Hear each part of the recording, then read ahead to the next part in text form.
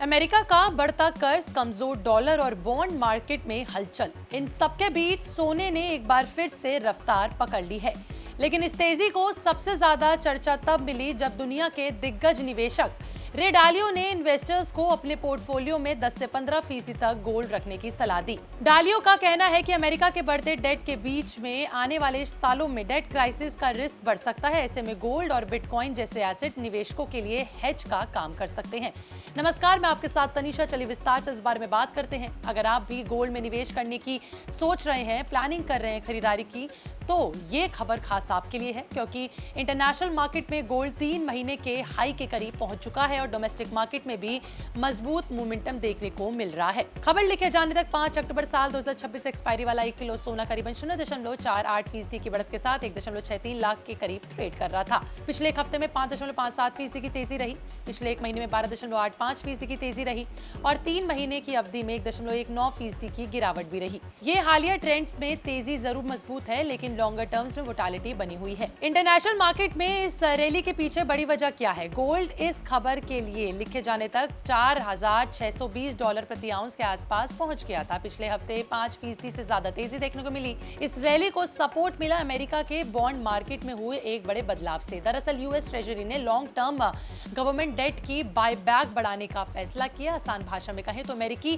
सरकार लंबे समय वाले जो सरकारी बॉन्ड्स थी उसे ज्यादा खरीदेगी। इस कदम के बाद यूएस बॉन्ड यील्ड्स में नरमी आई और डॉलर पर भी दबाव देखने को मिला और यही स्थिति सोने के लिए पॉजिटिव मानी जाती है, क्योंकि इंटरनेशनल मार्केट में सोने की प्राइसिंग डॉलर में होती है। ऐसे में डॉलर कमजोर होने से दूसरी करेंसीज वाले निवेशकों के लिए सोना खरीदना सस्ता हो जाता है। इसमें डिमांड को सपोर्ट मिल सकता है, लेकिन इस कहानी में सिर्फ डॉलर या फिर बॉन्ड यील्ड ही नहीं है, बल्कि अमेरिका के बढ़ते सरकारी कर्ज ने भी निवेशकों की चिंता बढ़ाई है। वहीं सबसे बड़ी वजह मार्केट में एक बार फिर ऐसे एसेट की डिमांड बढ़ रही है जिसे करेंसी और गवर्नमेंट डेट से जुड़े रिस्क के खिलाफ हेज माना जाता है। यहीं पर रे डालियो का बयान काफी जरूरी हो जाता है। ब्रिज वाटर एसोसिएट के फाउंडर रे डालियो ने इन्वेस्टर्स को लॉन्ग टर्म बॉन्ड्स में एक्सपोजर कम करने की सलाह दी है।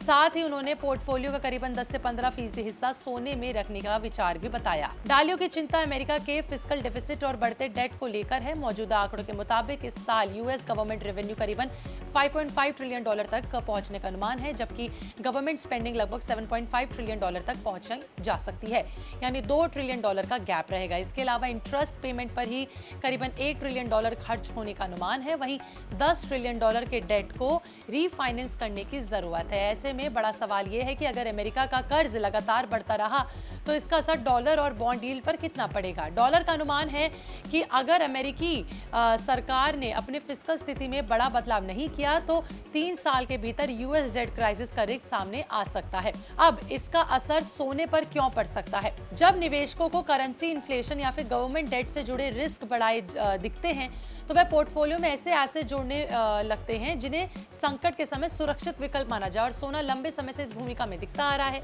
इसी बीच सिल्वर और बिटकॉइन में भी तेजी देखने को मिली। इंटरनेशनल मार्केट में सिल्वर करीबन $69.29 प्रति आउंस पहुंच गया, जबकि बिटकॉइन जो है $77,000 के ऊपर ट्रेड कर रहा था। वहीं बात की जाए इंडियन मार्केट की, तो सिल्वर की बात की जाए तो खबर लिखे जाने तक 7 सितंबर साल 2026 एक्सपायरी वाला जो 1 किलो चांदी है वो 0.34% की गिरावट के साथ 2.45 लाख के करीब ट्रेड कर रहा था। पिछले एक हफ्ते में 3.47% की तेजी देखने को मिली। 3.84% की तेजी एक महीने में दिखी और 3 महीने में भी आपको सामने दिख रहा होगा, यानी कि प्रीशियस मेटल्स में शॉर्ट टर्म मूवमेंट मजबूत है, लेकिन 3 महीने की अवधि में तस्वीर एक तरफा नहीं है।